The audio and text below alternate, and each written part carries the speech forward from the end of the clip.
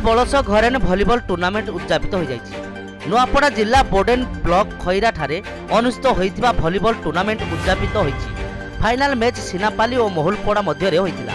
एथिरे सिनापाली चैंपियन होइछि। उद्यापनी सभारे मुख्य अतिथि भावे बोडेन ब्लॉक बीजेडी सभापति टिकपाल नाग, सम्मानित अतिथि भावे सरपंच सुकांती नाग, मुख्य वक्ता भावे भुवनेश्वर राउत सीताराम दणसेना, जदुराम दल दशमु पटेल, लिंगराज दणसेना, संत हंस, गणढीप सराफ प्रमुख सम्मानित अतिथि भावे जोग देइथिले।